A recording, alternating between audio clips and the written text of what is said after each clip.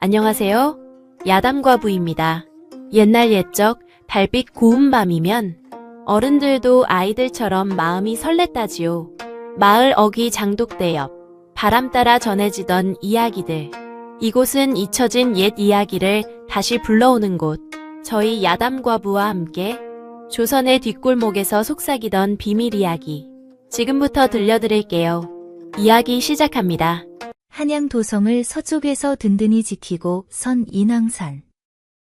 그 웅장한 바위 능선과 깊은 골짜기는 예부터 호랑이가 살고 신선이 논일었다는 이야기가 깃든 곳이었다.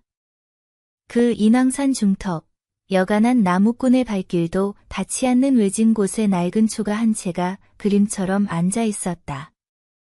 바로 이곳이 천기를 읽는 여인, 연홍의 거처였다. 연홍의 나이는 30을 갓 넘겼을 뿐이었지만 그녀의 눈빛은 천년의 세월을 담은 깊은 호수처럼 고요했다. 그녀의 아비는 당대 최고의 관상가였으나 권신의 얼굴에 서린 영모의 기운을 숨김없이 고했다가 억울한 누명을 쓰고 유배지에서 생을 마감했다. 그녀에게 관상이란 단순히 사람의 기륭화복을 점치는 술법이 아니었다. 그것은 아비가 목숨과 맞바꾼 진리이자 세상 만물의 이치를 꿰뚫는 하나의 도였다. 그녀는 사람의 얼굴에서 뼈의 모양이나 점의 위치 따위를 보는 것이 아니었다. 이마에서 턱으로 흐르는 기운의 강물, 눈빛에 서린 마음의 빛깔, 입가에 머무는 말의 무게를 읽었다.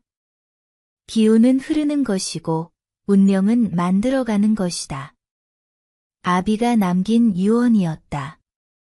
연홍은 그 말을 화두처럼 품고 살았다. 그녀의 신묘한 능력에 대한 소문은 입에서 입으로 인왕산의 안개처럼 조용히 퍼져나갔다. 당시 조선의 조정은 보이지 않는 폭풍전야와 같았다. 임금은 고질병으로 인해 용상에 앉아있는 시간보다 침상에 누워있는 시간이 더 많았다. 영의정 최현학은 임금의 병세를 기회로 삼아 자신의 외손자인 첫째 왕자를 다음 보위에 앉히려는 거대한 계획을 세우고 있었다. 반면 둘째 왕자는 존재감 자체가 희미하여 익힌 별처럼 궁궐 한 구석에서 조용히 빛을 감추고 있었다. 이러한 불안한 정세 속에서 호조판서 김익수는 하나뿐인 아들 김윤겸에 대한 걱정으로 밤잠을 설치는 날이 많았다. 대체 이놈의 팔자는 어찌 이리도 꼬였단 말인가. 내 대에서 명문가의 채통이 끊길까 두렵구나. 그러던 어느 날 동료 관료에게서 인왕산의 여인, 연홍에 대한 이야기를 전해 듣게 되었다. 그 여인은 단순한 점쟁이가 아니라고 하네. 믿져야 본전이니 한번 찾아가 보시게. 지푸라기라도 잡는 심정이었다. 김판서는 다음 날 새벽 아들 윤겸을 대동한 채 인왕산으로 향했다. 인왕산의 오솔길은 김판서가 평생 걸어본 길 중에 가장 험했다. 그는 양반의 체면도 잊은 채 헉헉거리기 일쑤였다. 아버님, 대체 이런 누추한 곳에 무슨 용한 사람이 있다는 말씀이십니까? 시간 낭비일 뿐입니다. 한 시진 가까이 헤맨 끝에 그들은 마침내 산중턱에 홀로 앉은 초가에 다다랐다. 헛기침을 하자 삐걱이는 소리와 함께 살인문이 열리고 연홍이 모습을 드러냈다. 소복 차림의 연홍은 그 어떤 화려한 비단옷을 걸친 여인보다도 기품이 있었다. 김판서는 저도 모르게 자세를 고쳐 앉았다. 어인일로 이 깊은 산골까지 행차하셨습니까? 대감. 자신의 신분을 밝히지도 않았는데 대감이라 칭하는 것에 김판서는 속으로 한 번 더 놀랐다. 그는 아들을 가리키며 본론을 꺼냈다. 내 아들놈의 장래가 궁금하여 찾아왔소. 이 아이의 얼굴에 재상의 기운이라도 보이는지 봐주시오. 연홍의 시선이 불만스러운 표정을 짓고 있는 아들 윤겸에게로 향했다.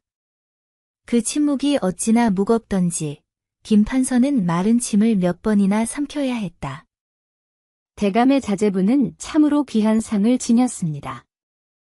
자제분의 얼굴에는 푸른 하늘을 힘차게 비상하는 매의 기상이 서려 있습니다. 이는 능히 수만 군사를 호령할 대장군의 상입니다. 하오나 대감, 매는 드넓은 창공을 날아야 그 본분을 다하는 법, 어찌하여 서책이 가득한 좁은 서재에 그 용맹한 매를 가두려 하십니까? 자제분의 미간에는 억눌린 기운이 소용돌이치며 붉은 살기를 만들어내고 있습니다. 밖으로 터져나오면 반드시 피를 부르게 될 것입니다. 대감의 얼굴에는 자식을 향한 사랑보다 가문을 향한 욕심이 더 크게 자리하고 있습니다. 지금이라도 붓을 내려놓고 칼을 쥐게 하십시오. 억지로 붓을 쥐고 과거에만 매달리게 하시면 그 칼끝은 결국 남이 아닌 자기 자신과 대감의 가문을 향하게 될 것입니다. 그 입 다물지 못할까? 어디서 근본도 없는 여인이 망령된 소리를 짓거리는가? 우리 가문은 대대로 부두로 일어선 문신 집안이다. 감히 내 아들을 칼잡이 무관에 비유하다니. 저는 그저 거울처럼 비춰드릴 뿐입니다. 흐르는 강물을 억지로 막으려 하면 결국 둑이 터지는 법이라는 것만 기억하십시오. 김판서는 더 들을 것도 없다는 듯 자리를 박차고 일어났다. 두고 보아라. 내 아들이 대제학이 되어 내년에 허튼 소리가 틀렸음을 증명해 보일 것이다. 그로부터 2해의 세월이 흘렀다. 김판서는 아들 윤겸을 더욱 혹독하게 다그쳤지만 그럴수록 윤겸은 엇나가기만 했다. 운명의 그날, 초조해진 윤겸은 주막에서 사소한 시비에 휘말렸다. 술기운과 억눌렸던 분노가 폭발한 윤겸은 상대방을 무차별적으로 폭행했다. 사건은 일파만파로 커졌다. 막대한 재물을 쓴 끝에 겨우 합의를 이끌어냈지만 아들 윤겸은 더 이상 과거에 응시할 수 없는 몸이 되었다. 그날 밤 폐인처럼 변해버린 아들을 보던 김판서의 뇌리에 연홍의 목소리가 스쳐 지나갔다. 흐르는 강물을 억지로 막으려 하면 결국 둑이 터지는 법. 다음 날 김판서는 아들 윤겸을 불렀다. 윤겸아, 아비가. 내가 틀렸다. 내게 붓이 아니라 족쇄를 채웠구나. 그는 아들을 북방의 기마부대에 일개병졸로 밀어 넣었다. 모두가 끝났다고 생각했지만 그것은 새로운 시작이었다. 물 만난 고기처럼 윤겸은 북방의 거친 황야에서 자신의 진정한 재능을 꽃피웠다. 불과 몇 년 만에 귀면장군이라는 벼로를 얻으며 북방의 장수로 우뚝 섰다. 김윤겸 장군의 이야기는 한양의 새로운 전설이 되었고 그 시작에 연홍이 있었다는 비밀스러운 속삭임이 고위 관료들 사이에서 퍼져나갔다. 그 이야기는 마침내 깊은 병상에 누워 나라의 앞날을 걱정하던 임금의 귀에까지 당도했다. 대신들의 말도 관료들의 상소도 믿을 수 없는 이 혼돈 속에서 어쩌면 그 여인만이 진실을 말해줄 수 있을지도 모른다는 생각이 들었다. 그날 밤 임금은 상선내관을 조용히 침전으로 불렀다. 상선을 들라하라. 예, 전하 소인 부르셨습니까? 짐의 옥새가 찍힌 밀지를 하나 내릴 터이니 너는 오늘 밤으로 인왕산을 찾아라. 가서 연홍이라는 여인을 조용히 짐의 앞으로 데려오너라. 이는 내관 내 목숨보다 더 중한 어명이니 하늘의 별과 달 외에는 아는 이가 없게 하라. 상선내관은 말없이 부복하여 어명을 받들었다. 검은 용포 자락 같은 어둠 속 그의 손에는 조선의 운명이 걸린 밀지가 쥐어져 있었다. 인왕산의 고요 속에서 운명의 거대한 수레바퀴가 마침내 본격적으로 굴러가기 시작하고 있었다. 밤은 이슥하여 인왕산의 모든 생명이 잠든 듯 고요했다. 삿갓을 깊이 눌러쓴 한 사내가 가쁜 숨을 몰아쉬며 산길을 오르고 있었다. 임금의 그림자, 상선내관 박성종이었다. 영의정 최현학과 그 일파가 조정을 장악하는 것을 보며 피눈물을 삼켰던 그에게 연홍이라는 이름은 마지막 동아줄과도 같았다. 마침내 초가에 다다랐을 때 그가 인기척을 내기도 전에 삐걱이는 소리와 함께 살인문이 열렸다. 달빛을 등지고 서 있는 여인의 실루엣. 연홍이었다. 밤길 오시느라 고생하셨습니다. 상선 어른, 어찌 내가 올 것을 알았소? 1시간 전부터 인왕산의 솔바람에 근심과 고뇌의 기운이 실려왔습니다. 그 기운은 이 산의 것이 아니라 구중궁궐의 깊은 한숨을 머금고 있었지요. 연홍은 박성종을 안으로 정중히 안내했다. 작은 방은 청빈했지만 한치의 흐트러짐 없이 정갈했다. 박성종은 품에서 옥새가 찍힌 밀지를 공손히 내밀었다. 전하의 어명이요. 그대를 궁으로 데려오라 하셨소. 연홍은 밀지를 받지 않고 두 눈을 감았다. 잠시 후 그녀가 눈을 떴을 때 그 깊은 눈동자에는 슬픔과 결의가 함께 서려 있었다. 나라의 용이 병들어 신음하고 그 빈자리를 이무기가 탐하고 있군요. 피할 수 없는 부름이라면 기꺼이 가겠습니다. 다만 제 걸음으로 인해 궐안에 피바람이 불지도 모릅니다. 괜찮으시겠습니까?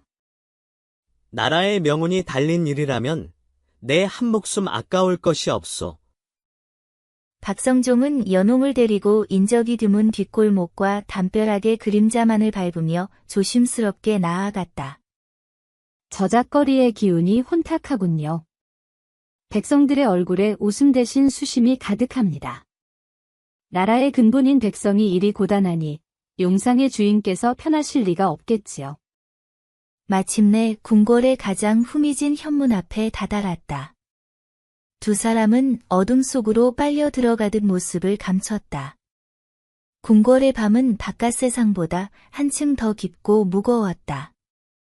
강령전으로 향하는 마지막 회랑을 지날 때 저 멀리 정자각에 아직 등불이 환하게 켜져 있는 것이 보였다. 박성종은 흠칫 놀라며 연홍을 기둥 뒤로 숨겼다. 쉿. 영의정과 첫째 왕자 저 아이십니다. 이 야심한 시각에 국정을 논하는 모양입니다. 연홍의 눈에는 전혀 다른 광경이 펼쳐지고 있었다. 첫째 왕자의 용의 기운이 영의정의 검고 끈적한 이무기의 기운에 칭칭 감겨 힘을 잃고 있었다. 저것이 이 나라의 미래를 탐하는 자의 본 모습이군요. 순간 영의정 최현학이 그들이 숨은 회랑 쪽을 매섭게 쏘아보았다. 연홍은 자신을 향해 날아오는 차갑고 사악한 기운의 화살을 느꼈다. 연홍은 조금도 동요하지 않고 맑고 깨끗한 기운으로 그 살기를 튕겨냈다. 영의정은 알 수 없는 한기를 느끼며 미간을 찌푸렸다. 가시지요. 더 지체할 수 없습니다. 강령전 침전은 무거운 약재 냄새와 깊은 침묵으로 가득 차 있었다. 병상에 누워있는 임금의 눈빛만은 형형하게 살아있었다. 네가 인왕산의 그 여인이더냐? 송구하옵니다. 전하. 미천한 것이 용안을 뵙습니다. 고개를 들라. 그리고 과인의 관상을 보라.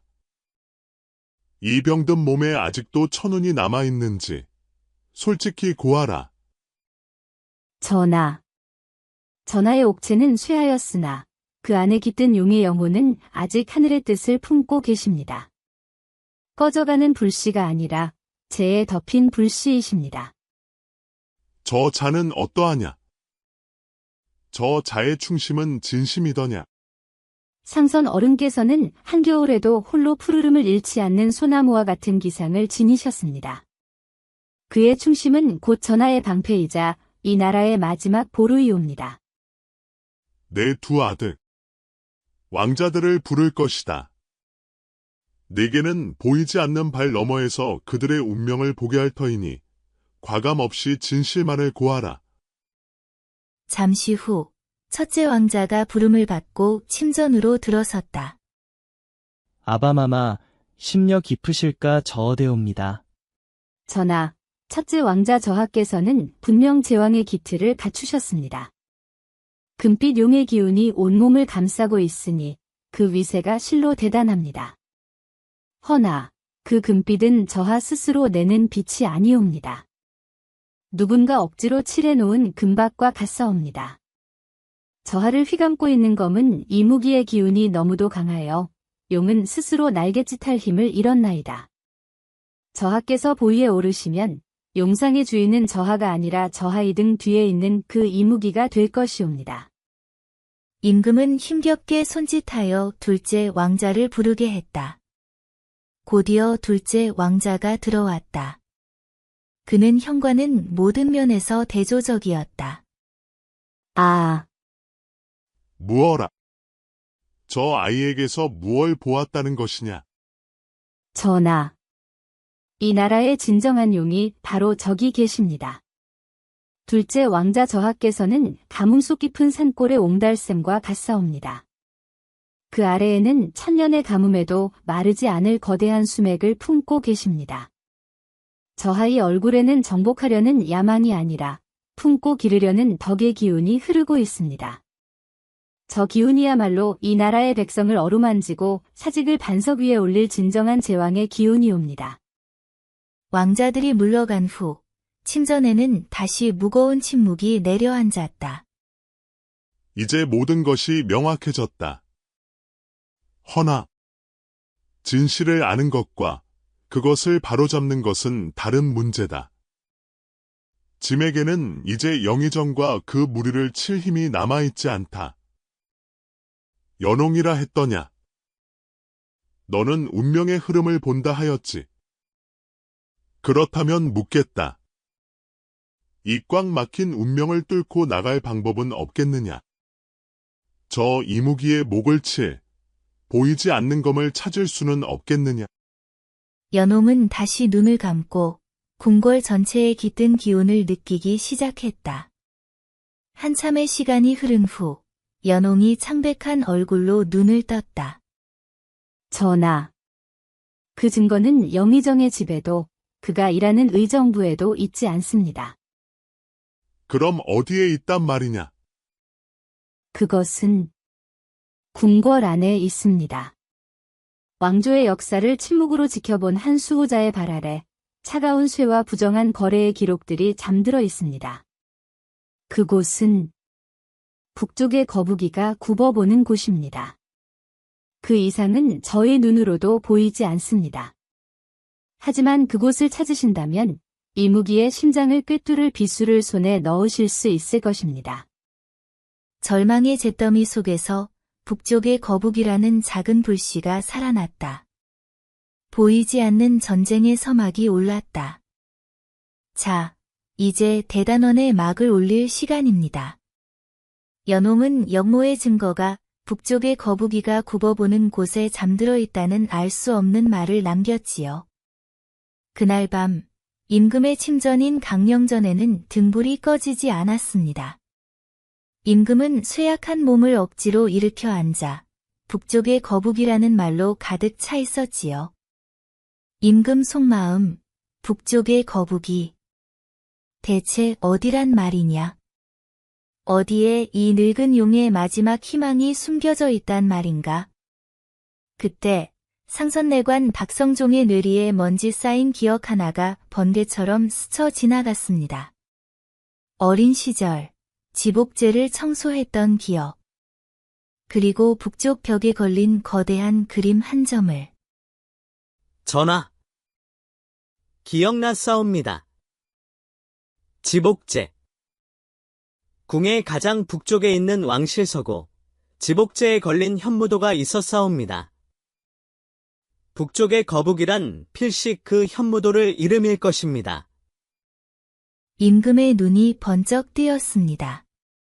잊고 있던 기억, 어릴 적 부왕의 손을 잡고 그 그림 앞에 섰던 기억이 되살아났습니다. 맞다. 현무도. 부왕께서 말씀하셨지. 이 현무는 우리 왕조의 모든 비밀을 묵묵히 지켜보는 수호신이라고. 그곳이다. 그곳에 틀림없다. 이제 목표는 명확해졌습니다. 이것은 목숨을 건 도박, 마지막 한 수였지요. 오늘 밤 자시, 짐의 친위대 중 가장 믿을 수 있는 자들로만 10명을 뽑아라. 내가 그들을 이끌고 지복제를 수색한다. 가라. 가서 이무기의 심장을 꿰뚫을 비수를 가져오너라. 그날 밤, 궁궐은 임금의 위중한 상태 때문에 발칵 뒤집혔습니다. 소식을 들은 영의정 최현학 또한 근심 가득한 얼굴로 왔지만 감출 수 없는 희색이 떠올라 있었습니다. 같은 시각, 복면으로 얼굴을 가린 박성종과 10명의 친위대 무사들은 쥐도 새도 모르게 지복제의 담을 넘었습니다. 박성종이 떨리는 손으로 횃불을 밝히자 북쪽 벽에 걸린 거대한 현무도가 모습을 드러냈습니다. 찾아라. 이 그림 아래다. 서둘러라. 그때 한 무사가 현무를 받치고 있는 거북의 발 부분에서 미세하게 다른 나뭇결을 발견했습니다. 찾았습니다. 상선 어른, 여기입니다. 마룻장을 들어 올리자 지하 공간이 모습을 드러냈고 그 안에는 먼지 쌓인 괴짝 하나가 놓여 있었습니다. 괴짝 안에는 영의정이 북방의 여진족과 내통한 기록과 함께 임금을 강제로 퇴위시키려는 명백한 단역의 증거가 담긴 맹약서까지 있었습니다. 하늘이 우리를 도우셨다. 바로 그 순간 지복제의 문이 활짝 열리며 수십 개의 횃불이 그들을 비췄습니다. 싸늘한 미소를 띤 영의정 최현학이 서 있었습니다. 모든 것이 함정이었습니다. 네, 이럴 줄 알았지. 감히 역모를 꾀하고 증거를 조작하려 하다니. 내 놈들의 목숨으로 그 죄를 물을 것이다. 금군들이 칼을 빼들고 달려들었고 친위대 무사들은 박성종을 보호하며 필사적으로 맞섰지만 수적으로 절대적인 열세였습니다. 상선 어른, 어서 가십시오. 이 장부를 전하께 저희가 길을 열겠습니다. 박성종은 피눈물을 흘리며 그들의 희생을 뒤로한 채 장부를 품에 안고 어둠 속으로 몸을 날렸습니다. 다음 날 아침, 임금은 조회를 열었습니다. 임금의 안색은 놀랍도록 평온했으며 그 눈빛은 그 어느 때보다 날카롭게 빛나고 있었습니다. 전하, 간밤에 상선내관 박성종이 무리를 이끌고 역모를 꾀하다 발각되었사옵니다. 철저히 조사하여 그 뿌리를 뽑아야 할 것이옵니다. 영의정의 충심은 익히 잘 알고 있소. 허나 그 전에 과인이 영의정에게 묻고 싶은 것이 있소. 혹 여진족과 내통하는 자가 있다면 어찌해야겠소? 그런 자가 있다면 이는 나라를 파는 매국 노인이 삼족을 멸하여 마땅하옵니다. 옳은 말이오. 역모의 수계 박성종을 대령하라. 어전의 문이 열리고 피 묻은 옷을 입은 박성종이 비틀거리며 들어왔습니다. 그의 손에는 피로 얼룩진 장부 뭉치가 들려 있었습니다. 이것이 바로 영의정이 말한 매국노의 증거여. 과인을 몰아내고 옥절을 찬탈하려 한 역모의 증거다. 임금은 장부를 펼쳐들고 우레와 같은 목소리로 읽어내려가기 시작했습니다. 역모의 가담한 신료들의 이름이 호명될 때마다 해당되는 자들은 사색이 되어 바닥에 고개를 쳐박았습니다. 전하, 늙고 병든 왕의 말을 믿지 마시오. 저것은 모두 날조된 것이오. 나와 뜻을 함께하는 자들은 어서 일어나. 하지만 아무도 일어나지 않았습니다. 바로 그 순간 모든 희망이 사라졌음을 깨달은 첫째 왕자가 그 자리에 주저앉으며 통곡하기 시작했습니다. 아바마마, 소자가 죽을 죄를 지었습니다. 모두 외조부의 꿰매 빠져. 거대한 이무기는 그 등이 꺾이자 한낱 미물에 불과했습니다. 수십 년간 쌓아올린 야망의 성이 한순간에 모래성처럼 무너져 내리는 순간이었습니다. 그날의 피바람은 거셌지만 썩은 부위를 도려내는 아픈 과정이었습니다. 조정이 안정된 후 임금은 둘째 왕자를 새로운 세자로 책봉한다고 선포했습니다. 새로운 시대가 밝았습니다. 세자였던 둘째 왕자가 용상에 올랐습니다. 그는 연홍이 보았던 그대로 백성의 소리에 귀 기울이는 성군이 되었습니다. 어느 따스한 봄날, 새 임금은 은퇴한 박성종을 불러 인왕산으로 보냈습니다. 금은보화 대신 국은지사, 나라의 숨은 선비라 쓰인 현판 하나를 들려서 말입니다. 박성종은 몇 해 만에 다시 연홍의 초가를 찾았습니다. 여전히 고요하고 평화로웠습니다. 오랜만입니다. 어르신. 얼굴에 평안이 깃들어 계시니 나라도 평안한 모양입니다. 박성종은 임금의 현판을 정중히 전달했습니다. 연홍은 말없이 그것을 받아 집안에 가장 잘 보이는 곳에 걸었습니다. 이제 이 적막한 산을 떠나 세상으로 나오실 생각은 없으십니까? 그 지혜로 임금님을 보필하신다면 연홍은 조용히 차를 따르며 창밖으로 흐르는 계곡물을 바라보며 대답했습니다.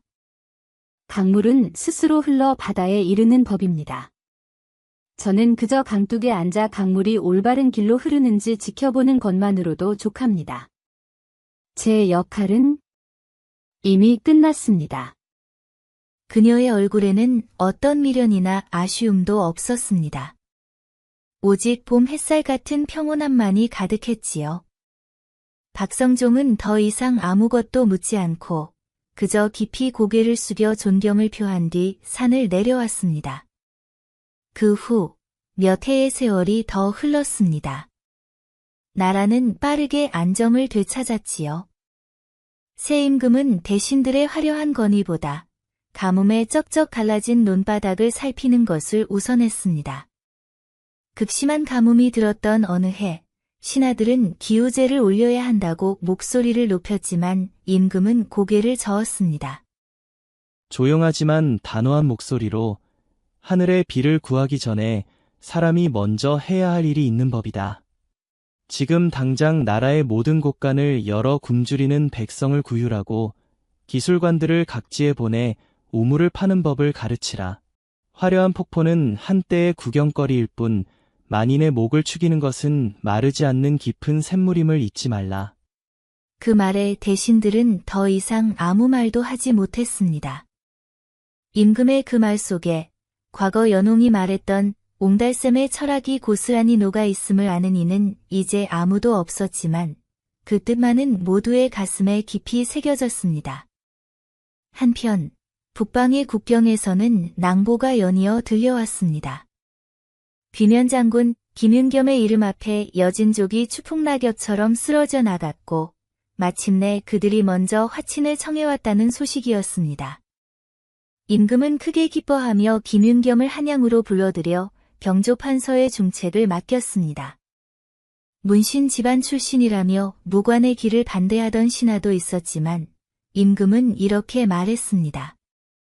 붓을 쥐어야 할 손과 칼을 쥐어야 할 손을 제대로 알아보는 것, 그것이 제왕의 첫 번째 덕목일 터. 장군의 칼은 나라를 지키는 검이니 마땅히 더 큰 책임을 져야 할 것이다.